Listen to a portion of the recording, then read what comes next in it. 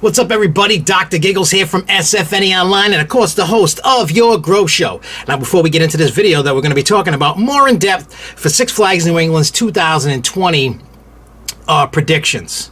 Now, this is going to be a little bit more in depth than that video that we released, but before we get into that, if you enjoyed the content, please click that subscribe button. If you enjoyed the video, leave us a comment if you want to get in on the conversation like everybody has, and it's been awesome. Make sure you click the like button. Make sure you share this. Let's get this out there and growing and getting bigger. So anyways, so let's just jump right on into all this. Now, if you remember, what I said was in the 2020 predictions, and again, as we get closer, we will do another one, another full Six Flags prediction video, like late July, early August. So don't take this as the holy grail of predictions. I don't know anything. Like, I don't have any inside information yet. That's the keyword, yet. Probably will once the season starts going. But for right now, we're just going to have some fun. So if you agree, disagree, whatever, if you think I'm wrong, if you think I'm right, you want to get in on the conversation, comment down below. Anyway, so like I said on the video, I feel that with the new trains that Intamin has, they don't currently, well, not currently, but they don't make the current train anymore. That is no more. That's why it was down so long. They had to have special parts made for it, and it just wasn't. That's why it was like down, and then you only have one train waiting on parts. You know, think about it. In 2020, Superman the Ride is going to be 20 years old. And for being 20 years old, it still packs a punch. You know, it has its rattles here and there, and, you know, but for the most part, it's running a pretty solid ride, and I love that. So I think for 2020, I think you're going to get new trains, and you're probably going to get something like the Zemprella Endeavor ride, you know, like the New School Enterprise, something like that, maybe potentially adding something to the water park. Now, the reason why I say they potentially could be spending some good money for 2020, and the only reason why I say that is that's the 150th anniversary of the park. I mean, everybody knows that when it first started, it wasn't an amusement park, it was a picnic park, but it grew, just like most of the parks, like Cedar Point and Rocky Point and Lake Compounds and everything. They were like trolley parks, they were picnic parks, etc., etc. You know what I mean? They were a place for people to go and relax before they became amusement parks, before those amusement parks became a big thing. So I think not only are we going to see a good size investment, but I also see this as a throwback. Now, what I did was I contacted the park about this, and I said, look, I'm sure you know that it's the 150th anniversary of that park, and that they should be doing, like, celebrations. I did some suggestions, and if you have any suggestions about, like, celebration stuff or throwback stuff, please leave it in the comments down below. I will certainly hand those off to the park. But things that I said were, like, someone suggested me, like, a lantern festival, like, kind of like that throwback to the old days. They could be celebrations. Like, one I suggested was, like, doing old, like what they used to call a sock hop dance, like they would do in the theaters and stuff. Because back in the day, you know, going on up, 20s, 30s, 40s, 50s, they would do, like, dances and stuff, and you know, people that were going to the parks, they'd get involved with the dances, and, you know, it'd be a throwback, and you could celebrate that inside the Rockville Theater and Rockville section of the park. So I think that would be, like, a cool thing. There's all kinds of throwbacks you could do. I told them, I said, they need to do some throwback merchandise. I said, not only for the fans, I don't know how many people would buy it, but I'm throwing this out there, and I threw that out to the park, and I said, look, I said, I never saw merchandise of old rides back in the day. You could do like the Wildcat / what they called Cyclone roller coaster, which actually in the 70s was removed from Riverside when it was Riverside, and it was sent to Rocky Point in Rhode Island, and then now it's in Prince Edward Island up in Canada. I forgot the name of the park, but there's a park up over there, and that's where that ride sits today. And it's still functioning, operating, but it's there. So I said, use rides like the monorail, the Wildcat, Black Widow, the New England Skyways. A throwback is like, hey, yes, these rides are no longer here. Let's throw a little bit of, like, love towards them. You know, make some T-shirts, make some posters, do some stuff like that. And I think you'd have a slam dunk and make some celebrations and stuff.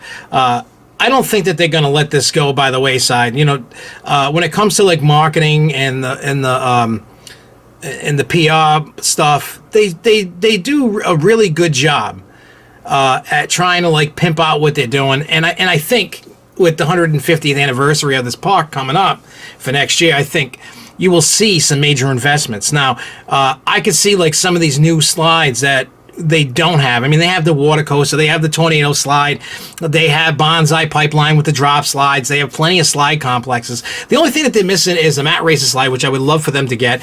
And there's a lot of these bowl slides, and there's all this stuff like I've seen at other water parks. And if you go on like ProSlide's website, and you can see the different variations of different slides. There's other companies that have different slides.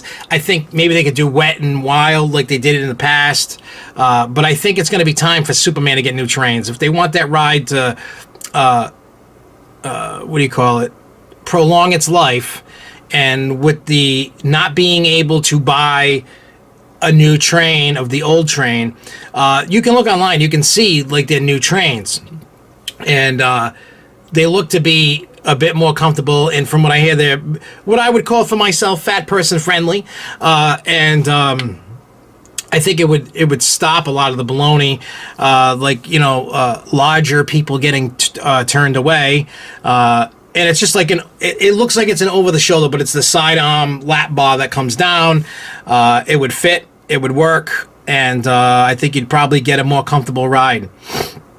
Especially not with the bar coming down. It comes over and sits on you instead of being pushed against you.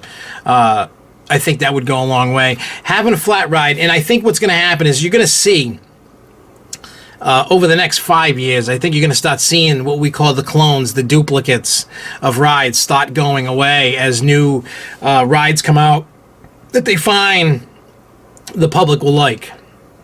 And I think doing the new age, what I call Enterprise, is a step in the right direction. They can take out Kryptonite Collider. They can actually send that to another park. It's getting a full rehab right now.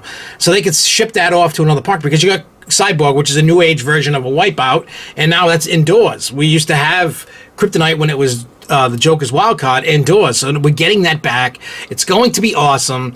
I know it's not the ride that everybody wanted for this year, but it's the ride we got, and it's the first step in getting a dark ride of some type. So I think with a more in-depth version of what I'm talking about, I think you're going to get the new trains. I think you're going to get the Zemprella Endeavor ride that I think we were supposed to get, because if you remember what I said in the prediction video, I think there was a switcheroo at the end, because every time we've gone into the park the day of announcements, or even that weekend, there was banners everywhere all over the park talking about what was coming for the next season. There was nothing, not for a few weeks. So you could tell there was a switcheroo. There was something amiss, something that wasn't right. So I don't know. I don't have any official word, and the park's not going to say anything about that. So they're just going to stick to Cyborg 2019, 2019. We already know it's 2019, and the rest of us fans are like, all right, we know what we're getting for 19, but what are we getting for 20? So again, everybody's been commenting a lot on that prediction video, which is awesome. I love you guys for it. But I also say that keep the comments coming on this video and that video, and we could talk, because it's like it's a great conversation that we're having, and that's what these videos are meant to do. It's to strike a conversation. Nobody's wrong, nobody's right, nobody's arguing, nobody's being a douche, which is great, and we're all just having a conversation on stuff we love, because those that aren't in New England, I talk about all the other parks. Yes, I forgot about Frontier City, but that's like kind of that's hard to pinpoint based on its history of what Six Flags is gonna do. But when it comes to like late July, early August, we're gonna attack that. Plus the new water parks that are being added, and we're going to in-depth more look on what the parks need. And someone said in the comments, they gave me their version of what they thought the predictions were gonna be, based on what they thought, and that's the same thing I do, based on the last time they got a coaster, the last time they got a water park attraction, and when they're getting flats and stuff. And I love this conversation. So guys, you're doing an awesome job. Keep it going. Keep sharing these posts. Keep getting all your friends to subscribe and tune in, and let's have this conversation. And I will see you guys soon. Thanks a lot. And until next time, everybody, keep on coasting, y'all. Peace.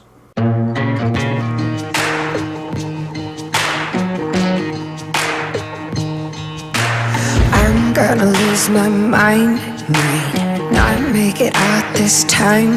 I'm choking on every breath. They tell you that life's not fair. Well, it's not.